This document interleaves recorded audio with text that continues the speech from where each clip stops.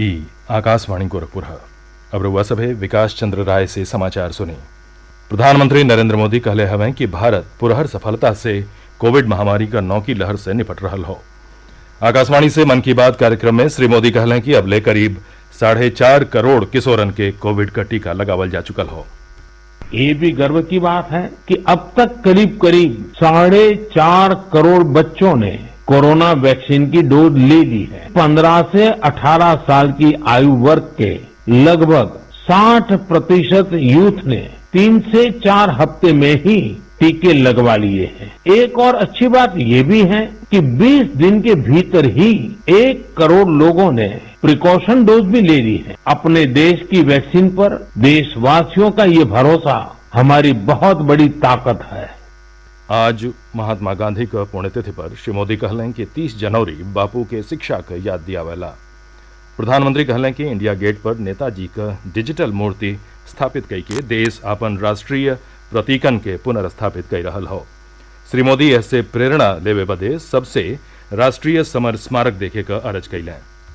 India gate के समीप अमर जवान ज्योति और पास में ही नेशनल वॉर मेमोरियल पर प्रज्वलित ज्योति को एक किया गया। नेशनल वॉर मेमोरियल में आजादी के बाद से शहीद हुए देश के सभी जाबाजों के नाम अंकित किए गए हैं। मुझे सेना के कुछ पूर्व जवानों ने पत्र लिखकर कहा है कि शहीदों की स्मृति के सामने प्रज्वलित हो रही अमर जवान ज्योति शहीदों की अमरता का प्रतीक है। मैं आप सभी से कहूंगा, जब भी अवसर मिले नेशनल वॉर मेमोरियल जरूर जाएं। प्रधानमंत्री कहलें कि हाल में कई महत्वपूर्ण राष्ट्रीय पुरस्कार दिहल गयल हो। ऐसने एगो सम्मान प्रधानमंत्री राष्ट्रीय बाल पुरस्कार हो। ये पुरस्कार ओह लइकन के मिले जे छोटहने उम्र में साहसिक और प्रेरणादायी काम कैले हवें। हमन के अपने घरन में एह लइकन के बारे में जरूर बतावे के चाहिए। प्रधानमंत्री प्रसन्नता जतौलें कि 1 करोड़ से बेसी लइके उन्हें मन की बात पोस्ट कार्ड के जरिए सनेसा लिखलें। वहां के कहनी कि पोस्ट कार्ड में एह बात का दर्शन होला कि हमन के नई पीढ़ी का सोच ही कितना व्यापक हो। प्रधानमंत्री एह बात पर जोर दिहलें कि भारत के आजादी का अमृत महोत्सव का उत्साह देशे ले सीमित नहीं है। क्रोएशिया के जांग्रेब का कुछ छात्र भारत का लोगिन बदे 75 कार्ड भेजले हवें और आजादी के अमृत महोत्सव पर बधाई दिहले हवें। प्रधानमंत्री कहलें कि प्रकृति और प्राणियन बदे भारतीयन के एह प्रेम का दुनिया भर में बहुते सराहना कैल गई हो। एकर झलक यह बेर गणतंत्र दिवस परेड में दिखाई दिलस। श्री मोदी भारत रत्न भूपेन हजारिका का गीतियों स्मरण कैलें, जेमन काजीरंगा का हरल बरल परिवेश और एकरे वन्य जीवन का सराहना कैल गई हो। प्रधानमंत्री भारतीय संस्कृति के लोकप्रियता पर बात कैलें, जवन लैटिन अमेरिका और दक्षिण अमेरिका में लोकप्रिय हो। श्री मोदी अर्जेंटीना में भारतीय संस्कृति का परचमो लहरावे का उल्लेख कैलें। प्रदेश 7 फेरा में होखे वाले विधानसभा चुनाव का पहला 2 फेरा बदे प्रचार तेज हो गई हो। पहला फेरा का 58 सीटिन बदे 623 उम्मीदवार मैदान में हमें। दूसरा फेरा बदे नामांकन पत्रन का काल ही जांच कैल गई। यह फेरा बदे 794 उम्मीदवार पर्चा भरले हमें। बिहने ले नाव वापिस लिहल जा सकेला। राज्य में दूसरका फेरा का मतदान 14 फरवरी के 9 जिलन का 55 विधानसभा क्षेत्रन बदे हुई।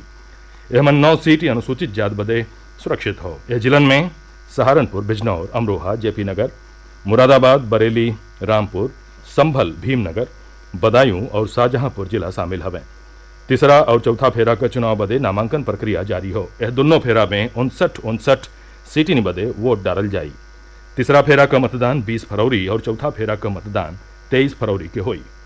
निर्वाचन आयोग की ओर से बिहने ले सज्जो तरह का रैलियन और रोड शो पर पाबंदी जारी हो। राजनीतिक दलन के सलाह दिहल गई हो कि वो ज्यादा से ज्यादा डिजिटल माध्यम से चुनाव प्रचार करें। उम्मीदवार लोगिन के घरे घरे जाके प्रचार बदे अधिकतम 10 लोगिन की अनुमति दिहल गई हो। आयोग पहले ही यह चुनावन में मान्यता प्राप्त राजनीतिक दलन के दूरदर्शन और आकाशवाणी पर आवंटित प्रसारण समय में बढ़ोतरी का घोषणा कर चुकल हो। प्रदेश में पिछला 24 घंटा में कोरोना संक्रमण का 8,100 नया मामला सामने आयल, जबकि यह बिच्चे 12,080 कोरोना रोगी स्वस्थ भइलें। सक्रिय मामलन का संख्या 55,574 रह गई हो। एमन से 98% से बेसी लोग घरवे पर स्वास्थ्य लाभ ले रहा हवें। यह बिच्चे कोविड नमूनन का जांच लगातार जारी हो। एक दिन पहले 2,02,000 से बेसी नमूनन का जांच कैल गेल हो। वह प्रदेश में अबले 25 करोड़ 85 लाख से बेसी लोग इनके कोविड रोधी टीका लगावल जा चुकल हो। समाचार पूरा भइल। नमस्कार।